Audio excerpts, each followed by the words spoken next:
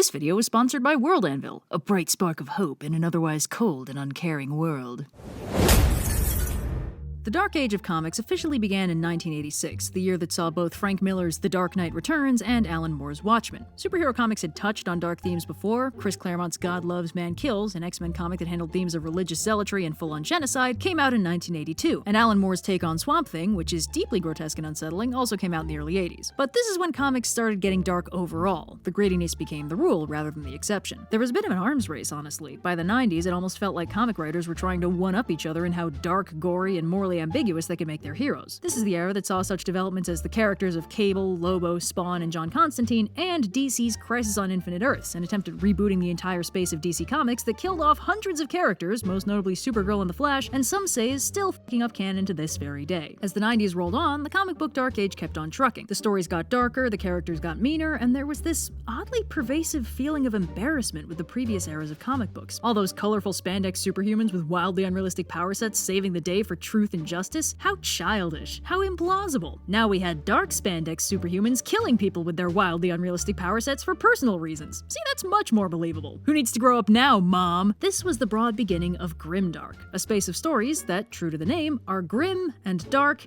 and nothing else. Grimdark is hard to solidly define, but before we try, we need to dive into the other major contributing factor to the genre, Warhammer 40k, a tabletop minis game first published in 1987. This game is the source of the term Grimdark. The game's tagline is, "In the grim darkness of the far future, there is only war." And it's pretty much exactly what it says on the tin. It's the far future, everything sucks, and everybody's fighting all the time. There are no heroes, there's no happy ending, there is only war. So here's the quick rundown. In Warhammer 40k, you pick an army, you spend way too much money buying and painting the minis, and then you use them for tabletop war games with other people and their armies of minis. Most people play as the Imperium of Man, specifically the Space Marines, but if you'd expect them to be the good guys, you are sorely mistaken. In the lore of the game, the Imperium of Man is an authoritarian nightmare that worships the mummified husk of a god emperor who they keep running with daily blood sacrifices. It's got the propagandistic no free thought allowed vibe of 1984 with exactly none of the subtlety. And the other options aren't any better. There are really bad guys like the Forces of Chaos, demons from a parallel universe known as the Warp, where the psychic emanations of sentient beings from our universe produce twisted monomaniacal demons that rip through the fragile skin of reality to ravage our world. Fun stuff. They're in good company with the Tyranids, a massive psychic hive mind from another galaxy that is systematically using their massive xenomorph-style biomass of murder critters to chew through entire planets and appear to have the galaxy completely surrounded. I mean, between those two forces, everyone's pretty much boned already. The Tyranids are chewing through space, and the Forces of Chaos are punching big holes in it every time a psychic gets a headache. But it doesn't stop there. You can play as the Necrons, the last remnant of an ancient empire that tried to escape death and instead turned into Terminator space zombies. Or the Orcs, green-skinned space football hooligans who have literally no priorities besides war. Or you could do what I did and play the Eldar, gorgeous, elegant psychic space elves whose massive space empire was pretty awesome until they partied so hard it created a chaos god that shattered their empire and turned half of them into bondagey murder space pirates, leaving the rest wasting away on massive spaceships, recycling their souls into giant robots because there aren't enough of them to fight otherwise. Or maybe you want to play as the Tau, fresh-faced alien newcomers who are looking to build a pan-galactic space empire by subjugating all other races using mind control. Ah, beans, it's always something. There really is no winning. Warhammer 40k is kind of the platonic ideal of Grimdark. There are literally no good options, and thanks to the infinite forces of chaos, there's really no winning. There's no heroes, no unified bad guy to target, no Death Star to destroy, there's just war, and plenty of it. And most likely thanks to the 1-2 punch of the comic book Dark Age and Warhammer 40k exploding onto the scene, their shared aesthetic of Grimdark got mad popular starting in the 90s. This is also, not coincidentally, around when White Wolf started publishing their notoriously grim World of Darkness games. Now, since Grimdark is more of a vibe than a genre, it's a little tricky to strictly define, but there's a few key factors that help narrow it down. See, lots of stories are gritty and dark without going full grimdark, which is a totally different ballgame, but it can be very easy to get them confused. For one thing, Grimdark has no heroes. It can certainly have protagonists, but those protagonists aren't heroes. Their motivations are usually entirely self-centered and morally dubious, their methods are deeply unpleasant, they're typically quite self-destructive, and overall they're not what you'd think of as a good person. They can be very sympathetic and relatable, but they're not someone you'd look up to exactly. Heroes often represent ideals. Grimdark protagonists don't. There are plenty of gritty, dark protagonists who are full-on heroes with paragon ideals or a strong sense of justice, and those guys aren't Grimdark. And when they get rewritten as Grimdark, it feels weird. If you take a Grimdark setting and put a hero in it, they don't fit. Either the world bends around them through the sheer force of their protagonistness and ungrimdarks the setting, or the Grimdark wins and they die, usually very nastily. Grimdark and heroes can't coexist. This is a case where Warhammer 40k has kind of an advantage. For the most part, as a war game, individual characters don't matter. There are a few special units with names and backstories stories and the lore has plenty of characters in it, but no matter how cool their alleged narrative accomplishments might be, when the game gets going, they usually die pretty quick anyway. However, there are some tie-in novels that put focus more on individual protagonists, and those novels tend to have a much less overwhelmingly gritty tone than the actual game lore does. The world is still a hot mess, but the characters do heroic things and care about each other on a very deep level and forge genuine lasting friendships and other such hopeful things that don't normally feature in Grimdark narratives. While the game is grimdark, it's hard to write a compelling story in that setting, so the books end up being not quite grimdark. Now, another key factor is that Grimdark has no real hope for a happy ending. Some stories come with clean solutions: blow up the Death Star, destroy the artifact, defeat the evil emperor, put the one true king on the throne, return with the elixir, a simple goal that our heroes have to accomplish to win. Grimdark doesn't have that simple fix. If the world is unpleasant and broken, our protagonists have no simple way of improving it. Maybe the government is corrupt all the way up, or the deities themselves are evil, or the world is just boned in 1,000 different ways and fixing one won't do anything for the other 999. Saving the world isn't on the table. In absence of a clean solution, Grimdark narratives can still have smaller scale victories on the table. Maybe our protagonists will never overthrow their authoritarian regime, but they can successfully dissuade small scale agents of that regime from messing with their little corner of the planet. Or your cosmic horror setting doesn't really give you the option of defeating the elder gods, but you can still outrun their cultists. Still, despite the small scale victories, Grimdark makes sure our characters will have to deal with this pervasive unpleasantness basically forever. And the last staple of Grimdark is gray and gray morality. Some stories have black and white morality, where the heroes are good and therefore everything they do is good, and the villains are bad and thus do only bad things. Most modern media avoids full-on black and white morality and will allow their heroes to do questionable things and their villains to be a bit more nuanced and sympathetic, but it rarely dips into full-on gray and gray morality, where all the characters are working in a very murky area. In gray and gray morality, the righteousness of an action becomes irrelevant. Some other paradigm is in play. Maybe all that matters is survival, or revenge, or some other fundamentally self-centered goal. The morality of what the characters do in pursuit of that goal isn't a factor, or at least not one that matters to them. Pointing it out to them is pointless. Gee, Mr. Punisher, did you know that murder is wrong? Oh, golly, I hadn't considered that. Guess I'll leave my dead family unavenged. See, that's not the paradigm they're working under. Even if there is a grand-scale good versus evil conflict going on, these guys aren't invested in it. Now, one of the more interesting and frustrating things when discussing Grimdark is this pervasive idea that Grimdark is inherently more realistic than other genres. I talked about this way back when I did a trope talk on realism, so I'll try not to get too far off track, but the short of it is, Grimdark was a bit of a direct reaction to the more lighthearted, optimistic stories of the pre-Dark Age. Those stories had heroes and happy endings, and Grimdark said, that's dumb, and also for babies, check this out, and then started telling stories without those things. This ties into the general idea that optimism is naive, something you're supposed to grow out of, and pessimism is real, the state you grow into.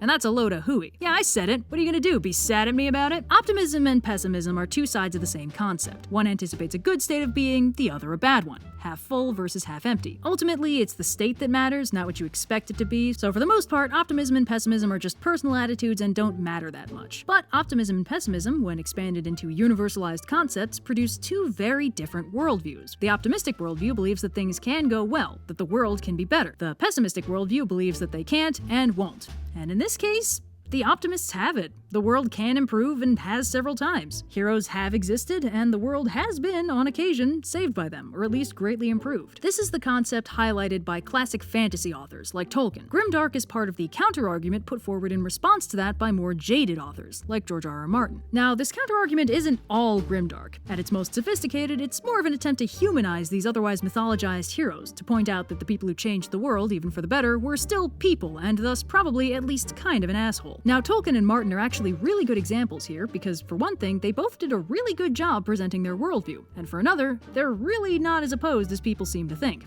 And here's the kicker, they both delved into realism.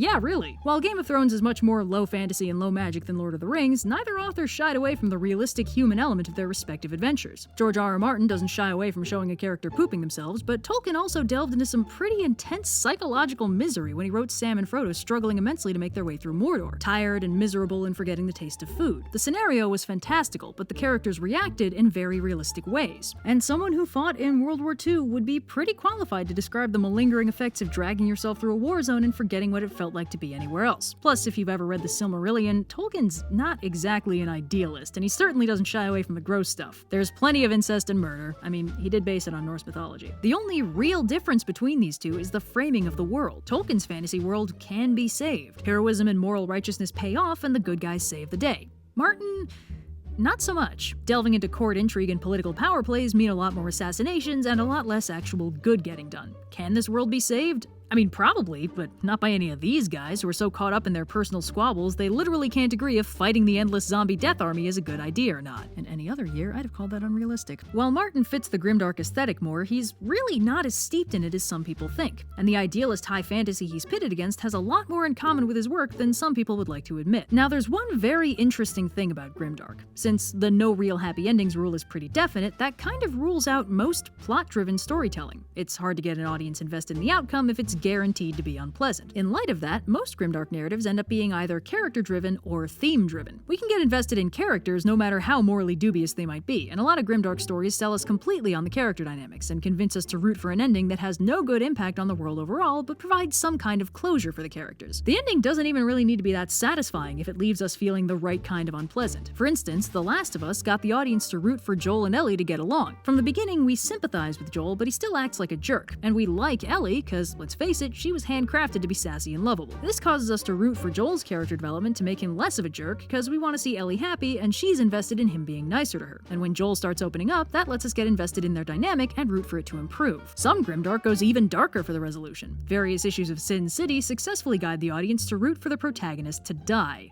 Yeah, it mostly works because the characters come across as very lost and purposeless except for their gritty determination to either murder somebody or protect somebody at all costs. They convince you over and over again that for these characters, dying after successfully doing their one thing is the only satisfying conclusion. How grim.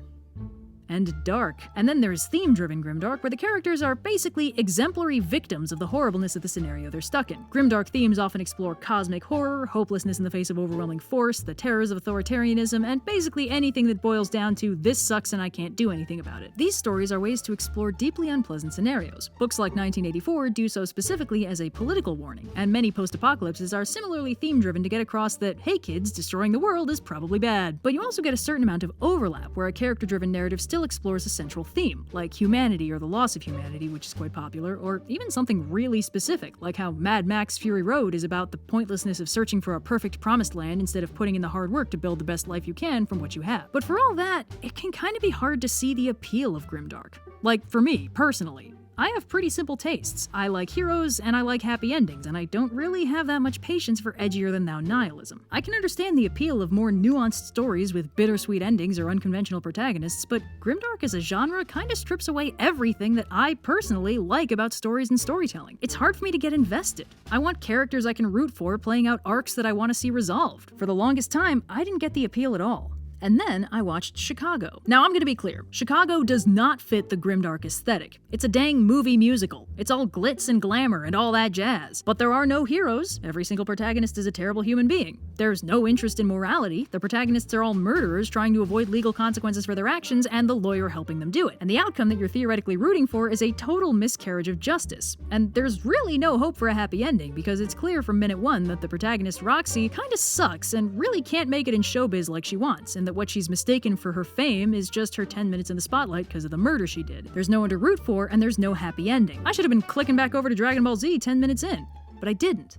And it took me a little while to figure out why. It's because the characters were well written and inherently compelling, and while none of them were headed for a happy ending, some of them were heading for karmically satisfying ones. Watching these terrible people from a third-person omniscient perspective lets you really appreciate how terrible they are, and then you get to watch their dreams die as they crash and burn. It's oddly satisfying, like a story without heroes that still lets you watch a villain get their third act comeuppance. Now that's one reason grimdark can be appealing, but it's not the only reason. I asked Twitter for some thoughts on the appeals and pitfalls of grimdark and found a few recurring themes in the answers. One of those themes is catharsis by proxy. When a character we relate to on any level goes through something emotionally intense, we, the audience, feel it from a distance. Catharsis, the process of releasing very strong or repressed emotions, can feel very freeing or satisfying, even if the emotions involved are miserable or exhausting. So a character in a grimdark narrative going through the absolute emotional ringer can provide the audience with a feeling of catharsis without having to go through the actual bad stuff. Of course, this isn't unique to grimdark. Any story can do it, even one as quote-unquote idealistic as Lord of the Rings or as child-friendly and simplistic as any shonen anime. But it is an appeal, and it shouldn't be discounted. Now, the other common theme I found was perspective. A character in a Grimdark narrative goes through a lot. If the audience compares the character's experience to their own life, instead of relating to that character and feeling for that character, they might end up feeling a sense of relief. Like, hey, things are lousy, but at least I didn't just get stabbed by my own dudes or bitten by zombies. It's like the relief of waking up from a nightmare. The nightmare sucked and you don't want to do it again, but realizing it's not real can be very soothing. A whole lot of things you were worrying about suddenly don't matter anymore. Now, while this can work, it only really works if the audience doesn't care about the character. Audiences can get very invested, and it doesn't necessarily matter if their own life is really comfortable if their favorite fictional character is having a really bad time. They might go, better them than me, or they might send the author death threats. It is interesting to note, by the way, that both perspective and catharsis by proxy only work if they're a form of negative escapism. People who actually deal with very upsetting stuff on a daily basis, like grief counselors, people struggling with personal trauma, etc., often actively avoid all things grimdark and favor much more lighthearted, optimistic media. If grimdark is like a cold shower, a quick bout of misery to energize you for the rest of the day, then you can see why it wouldn't seem too appealing for someone who spends the rest of their day in the emotional equivalent of an ice bath. There was also an interesting answer I noticed where some people suggested that seeing characters struggle even in the face of utter hopelessness was encouraging.